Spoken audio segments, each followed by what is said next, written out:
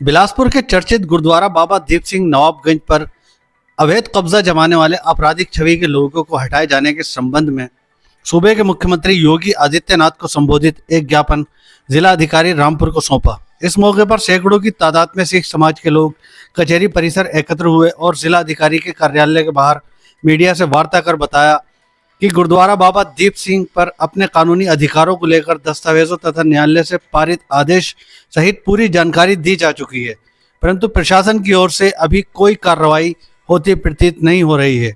आज भी बाबा दीप सिंह गुरुद्वारा पर गैर कानूनी तौर पर कब्जा जमाए हुए बैठे, जिसमें देवेंद्र सिंह हिस्ट्री शीटर है, जिस पर 10 से अधिक मुकदमे संगीन धाराओं में दर्ज हैं। ये सभी लोग मिलकर गुरुद्वारे के दान पात्र में संगत की ओर से आए हुए धन की बंदरबाट कर रहे हैं, जिसके कारण क्षेत्रीय सिख संगत में भारी रोष है और इन सभी लोगों को पूर्ण रूप से राजनीतिक संरक्षण प्राप्त है। इस सारे प्रकरण से नाराज होकर सिख संगत द्वारा यह निर्णय लिया गया है कि सिख समाज 11 मार्च को मंगलवार को अंबेडकर पार्क रामपुर में इकट्ठा होकर एक दिवसीय धरना प्रदर्शन करेंगे। अगर फिर भी कार्रवाई नहीं होती है तो होली पर्व के पश्चात अनिश्चितकालीन धरना अंबेडकर पार्क रामपुर में दिया जाएगा। उसके उपरांत भी अगर कार्रवाई में कोई गंभीरता नहीं दिखाई जाती है तो अगला कार्यक्रम विधानसभा के सामने धरना प्रदर्शन का सिख संगत द्वारा किया जाएगा। इसके बाद सभी लोग पुलिस अधीक्षक रामपुर विद्यासागर मिश्र के कार्यालय पहुंचे और वहां जाकर अपनी बात रखी, जिस पर एसपी रामपुर विद्यासागर मिश्रा ने कार्रवाई का आश्वासन दिया। आजाद भारत टीवी उत्तर प्रदेश उत्तराखंड। सर अगर कहें तो मैं ये ज्ञापन पूरा पढ़ के सुना दूं। मेन पॉइंट बता दीजिए क्या क्या आपकी। हाँ, मुझे 1 मिनट से ज़्यादा लगेगा नहीं इसको पढ़ने में। ठीक है, इसमें लिखा कि सर गुरुद्वारा सिख संगत बाबा दीप सिंह, ये सर मुख्यमंत्री जी को और माननीय मुख्यमंत्री जी को और डीएम साहब के द्वारा भेजा गया है और पुलिस अधीक्षक जी को इनको दिया गया है और इसकी एक कॉपी मंडलायुक्त को भी जाएगी। क्या मांगे आप? मांग कुछ नहीं सर, ज्ञापन देने आए हैं कि हम बहुत देर से जो गुरुद्वारा बाबा दीप सिंह का मसला है, पहले तो जो लोग वहाँ बैठे हुए हैं बिल्कुल बिना किसी कानून के, बिना किसी कोर्ट के आदेश के और बिना किसी भी तरह की कोई भी मतलब जुडिशल उनके पास राइट नहीं है वहाँ बैठने का, वो बिना किसी जुडिशल राइट के वहाँ बैठे हुए हैं। और हम कई बार प्रशासन से इस बात को कह चुके हैं और अपने पूरे डॉक्यूमेंट्स हम दे चुके हैं। 2 बार हम डीएम साहब के पास आए थे, 2 बार डीएम साहब को मिलकर अपनी बात बता चुके हैं। डीएम साहब ने एसडीएम साहब से आख्या मांगी थी, हम वहाँ भी गए थे। एसडीएम साहब ने हमसे जो कागज़ मांगे थे उससे बढ़ के हमने कागज़ उनको दिए हैं। अभी तक किसी भी तरह की कोई कार्रवाई इस मामले में नहीं हुई है और जो लोग बैठे हैं वो एक क्रिमिनल व्यक्ति है वहाँ। उनके मुकदमों का पूरा ब्यौरा हमने डीएम साहब को भी दिया है, एसपी साहब को भी दिया है और न्यायालय में भी लगा हुआ है।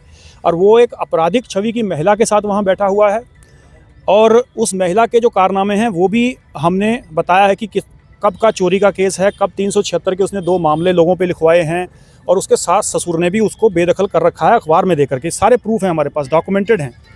और ऐसे लोग जब गुरुद्वारे पे बैठे हुए हैं और उनको प्रशासन किसी भी तरह से हिलाने की उसमें नहीं है कैपेसिटी में, तो इससे हमें क्या आइडिया लगना चाहिए। आज तो हम हार के जो जिला मुख्यालय पे आए हैं डीएम साहब से ये कहने के लिए कि अगर कोई कार्रवाई नहीं होती तो 11 तारीख को, ये जो आने वाली 11 तारीख है, 11/3/2025, इस तारीख को अंबेडकर पार्क पर जो सिख संगत है ये धरना देगी, अपनी मांगेगी कि एक दिन का धरना होगा ये, और इनको हटाने के लिए प्रशासन से गुहार लगाएगी कि ये लोग हमें तो इतना बता दीजिए इस आदेश के साथ ये लोग यहाँ पे बैठे हुए हैं, कोई आदेश नहीं है इनके पास। इन लोगों का कोई कब्जा किसी तरह का वहाँ नहीं है, सिर्फ नाजायज़ तरीके से ये लोग गुरुद्वारे को हथियाने की नीयत से वहाँ बैठे हुए हैं और पता नहीं कौन सी राजनीतिक ताकत है जो इन लोगों के पीछे काम करती है। हम अपने मुंह से ये बात कहना नहीं चाहते और हमें अच्छा भी नहीं लगेगा, पता सबको है, पर हम मीडिया के माध्यम से भी ये मैसेज हमारा अगर उस राजनीतिक ताकत तक पहुंचता है तो हम विनती करेंगे कि आप ऐसा ना काम करें कि जिसकी वजह से सिख संगत नाराज हो। हमने जो ज्ञापन दिया है एड्रेस है माननीय मुख्यमंत्री जी को और कॉपी उसकी जो है वो डीएम साहब और एसएसपी साहब को दी गई है, एक कॉपी कमिश्नर साहब को भी की गई है। क्या मांगे हैं आपकी? उसमें यही मांगे हैं जो मेरे से पूर्व वक्ताओं ने बताया है कि वहाँ पर इनलीगल तरीके से क्रिमिनल प्रवृत्ति के लोग जो हैं वो वहाँ पर बैठे हुए हैं और उनको हटाने के लिए, और जिनका कोई अधिकार नहीं है, कहीं न्यायालय में उनका कोई वाद अभी नहीं चल रहा है।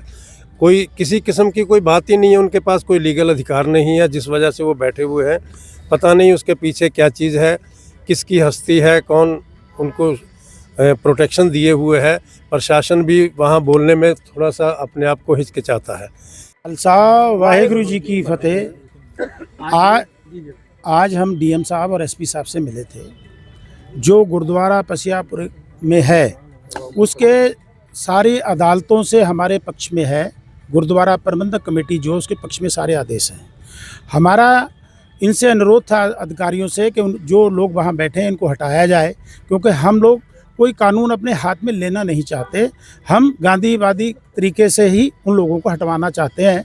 और हमारी मांग भी है मुख्यमंत्री योगी जी से, क्योंकि योगी जी सिखों का बहुत सम्मान करते हैं और सिखों के हर मामले में वो साथ देते हैं। लेकिन हमारी बात समझ में नहीं आती, ये प्रशासन हमारे सिख समाज के लिए क्यों नज़रअंदाज कर रहे हैं, उसके लिए क्यों नहीं करे। क्योंकि उस गुरुद्वारे की जो फंडिंग जो पैसा आता है उसको कुछ लोग खुर्द बुर्द कर रहे हैं, आपस में बांट रहे हैं। हमने प्रशासन से कहा था कि ये पैसा रुकवाया जाए और इसे सरकारी खाते में जमा कराया जाए और ये जो पैसा है जो जिसके हक में हो वो उसको मिल जाएगा। तो ये प्रशासन ने ये भी नहीं किया, इसलिए सारे लोग इकट्ठे हुए हैं और 11 तारीख को जो धरना देंगे उस धरने पे अगर नहीं सुनेंगे तो फिर भाई विधानसभा में भी हम धरना दिया जाएगा सामने। वाहेगुरु जी की फतेह। आज मुझसे पूर्व हमारे साथियों ने आपको बता ही दिया है कि माननीय मुख्यमंत्री जी को ज्ञापन दिया है डीएम साहब के मार्फत, कॉपी एसपी साहब को और कमिश्नर साहब को है। ये 20 फरवरी को हम लोग वहाँ के इलाके की संगत डीएम साहब के पास आई थी, लिख के दिया था। डीएम साहब ने ये आश्वासन दिया था 3 या 4 दिन में मैं एसडीएम साहब से आख्या मांग के इसका जो सही निस्तारण होगा वो मैं करूँगा। लेकिन अभी 4 दिन पहले हम लोग डीएम साहब से मिले थे तो एसडीएम साहब ने आज तक वो आख्या नहीं दी है।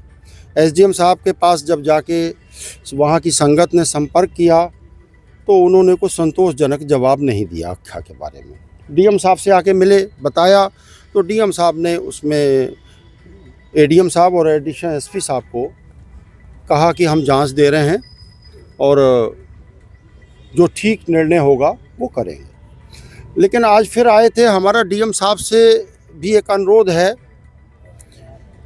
कि इससे पूर्व जब जिसको ये अभी बता रहे थे मुकदमे कायम है और बाबा फौजी दविंदर सिंह, जब उनको काबिज कराया गया था, उनको वहाँ का बैठाया गया था, तो हमें मालूम है कि इस हाल में डीएम साहब ने मीटिंग बुलाई थी। एसडीएम साहब को कह के दोनों पक्षों को बुलवाया था और यहीं एक ही दिन में तय कर दिया था।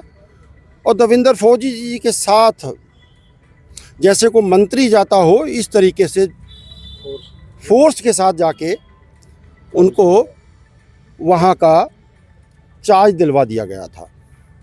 अब इलाके की संगत को दिक्कत इस बात की है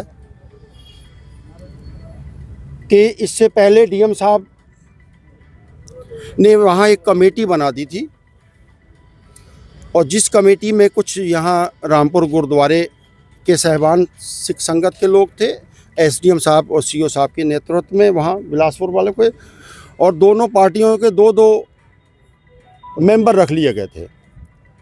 तो वो जितने दिन वो कमेटी चली, मेरे ख्याल शायद 11 महीने के करीब, उसमें मैं बताना चाहता हूँ कि 2 करोड़ से ज़्यादा लंगर वगैरह जितना खर्चा होता है वो सारा खर्चा निकाल के भी 2 करोड़ से ज़्यादा रकम वहाँ खाते में जमा है। और डीएम साहब को हमने अवगत भी कराया है कि जिसको संगत को इतराज़ था कि उसको गलत बैठाया गया, लेकिन डीएम साहब के मन में थी, इन्होंने ठीक समझा, संगत ने डीएम साहब के आदेश माना और जिसको बैठाया उसको बैठने दिया। कुछ भी वहाँ संगत ने जाके कभी भी कोई इतराज़ नहीं किया। और तब से आज तक मेरे ख्याल शायद 10 या 11 महीने हो चुके हैं, साल ही होने को आ गया। 1 रुपया भी वहाँ खाते में नहीं है, ना खाता खुलवाया गया है। ये अवगत हम अपने अधिकारियों को यहाँ ज़िले में टीएम साहब पैसा कहाँ गया वो?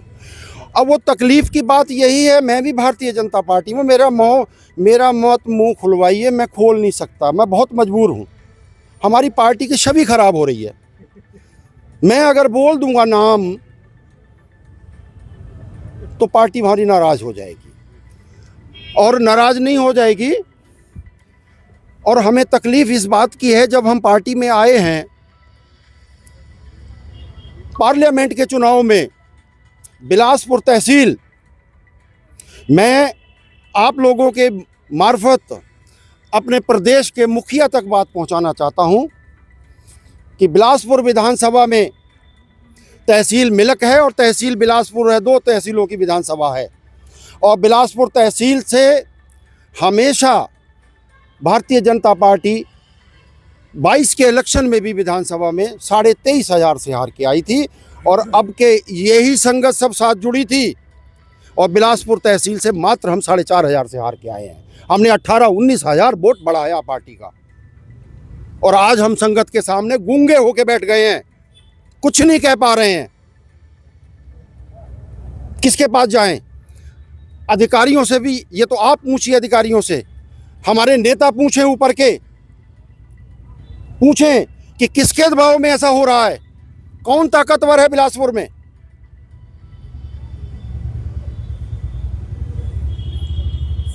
भाई बड़े अफसोस की बात है, और जिस तरीके से ये बातें हमारे माननीय मुख्यमंत्री जी तक पहुंच ही नहीं रही हैं। हम जानते हैं, आप देखते हो कि हमेशा वो सिखों का कितना सम्मान करते हैं, लेकिन आज हमारी संगत का पैसा खुर्द-बुर्द हो रहा है। और मैं डीएम साहब से भी मांग करता हूं कि डीएम साहब आप बहुत बढ़िया अधिकारी हो, एसपी साहब भी बहुत बढ़िया अधिकारी हैं, आप बहुत ईमानदार हो। जब से आपने इन फौजी दविंदर को वहां बैठाया है, तब से हिसाब लीजिए कि वो संगत का पैसा कहाँ गया है। मेरी मांग है आपसे डीएम साहब, उसका हिसाब लीजिए कि पैसा कहाँ गया है। और पैसा, जैसा कि मुझसे पहले बोलने वाले दलबारा सिंह कह रहे थे, फौजी दविंदर सिंह का तो नाम है, फौजी दविंदर सिंह का नाम है। इतवार को गोल्लक खुलती है, उसके हिस्से होते हैं वहाँ, पूरी बिलासपुर तहसील को पता है। अगर ये आरोप बार बार लग रहे हैं तो जो हमारे पार्टी के मुखिया हैं इस समय, उनको सोचना चाहिए।